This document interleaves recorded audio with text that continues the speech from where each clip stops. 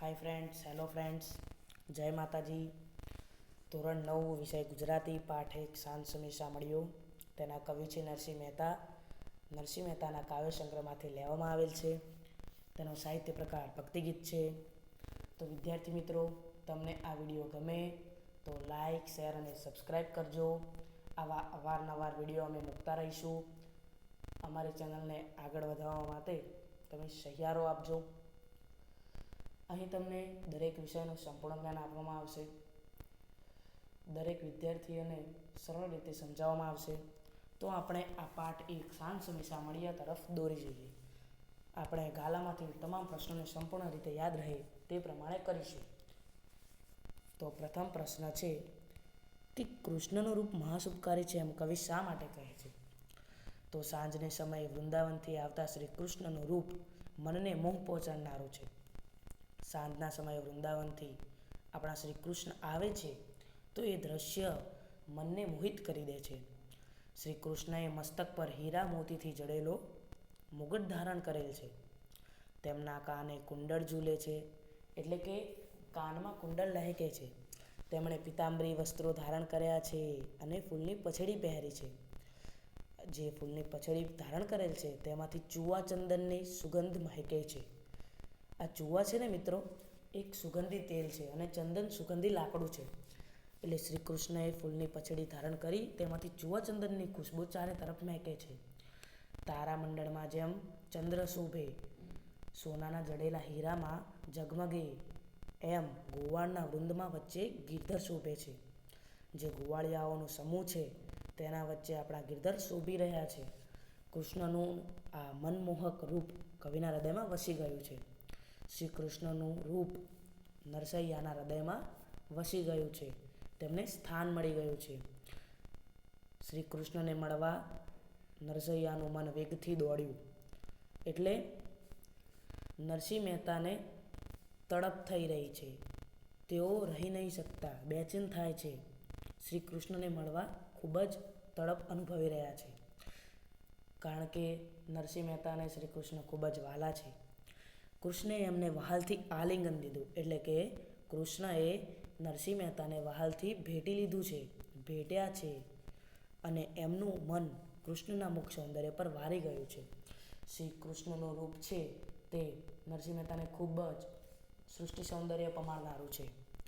આથી કવિ કહે છે કે કૃષ્ણનું રૂપ મહાશુભકારી એટલે કે કલ્યાણકારી છે. હવે આપણા સમક્ષ બીજો પ્રશ્ન રજૂ થયો છે. કવિના મનમાં કોણ મોહ ઉપજાવે છે? સાંજને સમયે વૃંદાવનથી આવતા શ્રી કૃષ્ણે મસ્તક પર મોર મુગટ ધારણ કર્યો છે. સાંજના સમયે આપણા શ્રી કૃષ્ણ વૃંદાવનથી આવે છે ત્યારે તેમણે મસ્તક પર મુગટ ધારણ કર્યો છે.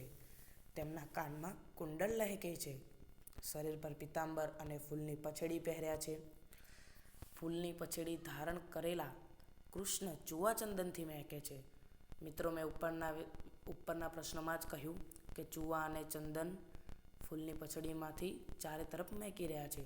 જેમ તારામંડળમાં ચંદ્ર શોભે, સુવર્ણના અલંકારમાં જડેલો હીરો ઝગમગે.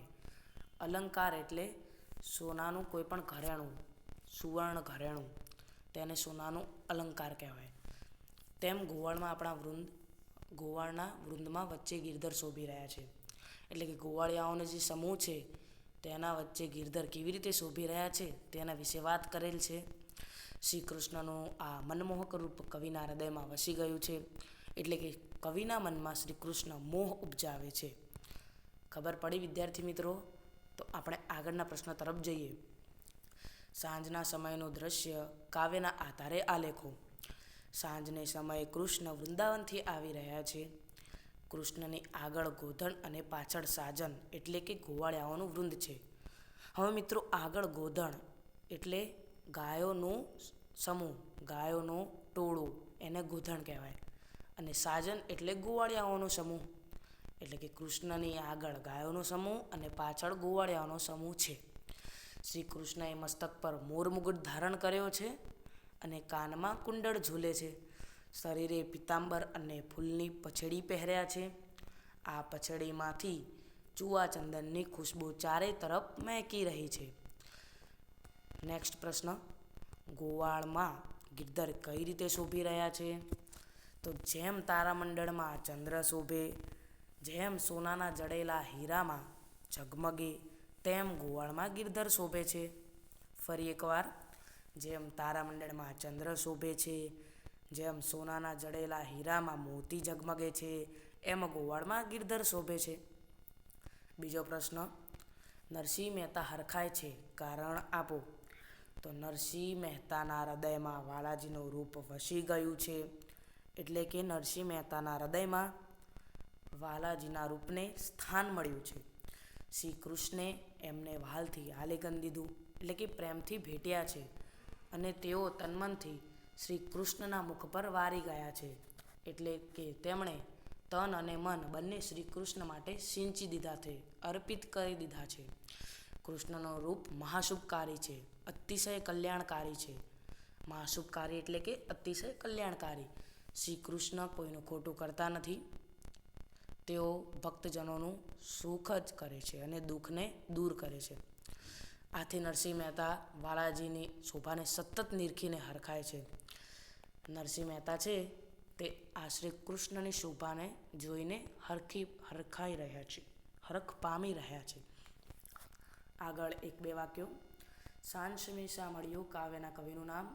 આપણે સૌ પ્રથમ પોસ્ટરમાં જોયું કે તેના કવિનું નામ નરસિંહ મહેતા હતું.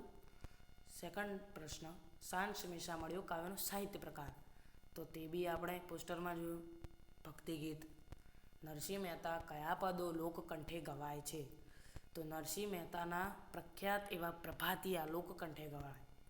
આ પ્રભાતિયા લોકોને ખૂબ જ ગમતા હતા. નરસિંહ મહેતાએ તેનું સર્જન કર્યું હતું પ્રભાતિયા.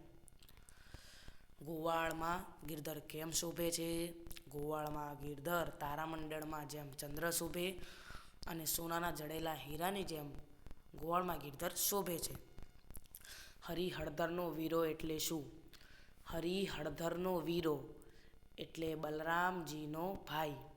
હરિ એટલે આપણા શ્રી કૃષ્ણ. હળધરનો વીરો એટલે હળને ધારણ કરનાર એનો ભાઈ. બલરામજીનો વીરો એટલે કે શ્રી કૃષ્ણ જ થયા. ભગવાન શ્રી કૃષ્ણે કેવા વસ્ત્રો પહેર્યા છે? ભગવાન શ્રી કૃષ્ણે પીળા રંગના પિતાંબરી વસ્ત્રો પહેર્યા છે. સાંજનું કયું દ્રશ્ય મનને મોહ પમાડનારું છે? સાંજના સમયે શ્રી કૃષ્ણ આવે છે ત્યારે તેમની આગળ ગાયોનું ધણ અને પાછળ સાજન એટલે કે ઘોડિયાનું વૃંદ છે. આ જોઈને મનને મોહ પામાય છે, મન મોહિત થઈ જાય છે. શ્રી કૃષ્ણની શોભા નરસિંહ મહેતા પર શી અસર થઈ? શ્રી કૃષ્ણની શોભા જોઈને નરસિંહ મહેતા હરખ પામી રહ્યા છે, ઉત્સાહિત છે, ખૂબ પ્રેરિત છે. કાવ્ય પંક્તિ પૂર્ણ કરો. સાંજ સમીસા મળ્યોથી લઈને મેકે સુધી પૂર્ણ કરવાની છે. આપણે સમજીને તેને પૂર્ણ કરશું. સાંજ સમીસા મળ્યો વહાલો વૃંદાવનથી આવે. એટલે કે સાંજના સમયે આપણા શ્રી કૃષ્ણ વૃંદાવનથી આવી રહ્યા છે. આગળ ગોધન પાછળ સાજન મનમાં મોહ ઉપજાવે. તેમની આગળ ગાયોનું ટોળું અને પાછળ ગોવાળિયાઓનું ટોળું છે. આ દ્રશ્ય મનને મોહિત કરનારું છે. મોર મુગુટ શિર સુંદર ધરિયો કાને કુંડળ લહેકે. એટલે કે તેમણે મસ્તક પર મોર મુગુટ ધારણ કરેલ છે. તેમના કાને કુંડળ લહેકે છે. પહેર્યા પિતાંબર ફૂલની પછેડી ચૂવા ચંદન મહેકે. તેમણે પિતાંબરી વસ્ત્રો ધારણ કરેલ છે અને ફૂલની પછેડી પહેરી છે. આ ફૂલની પછેડીમાંથી ચૂવા ચંદન ચારે તરફ મહેકી રહ્યા છે. તો વિદ્યાર્થી મિત્રો, આવા જ બીજા વિડીયો માટે તમે તૈયાર છો? તમને આ વિડીયો ગમ્યો હોય તો લાઈક, શેર અને સબસ્ક્રાઈબ કરજો અને અમને સહિયારો આપજો. Thank you. જય માતાજી વિદ્યાર્થી મિત્રો. All the best.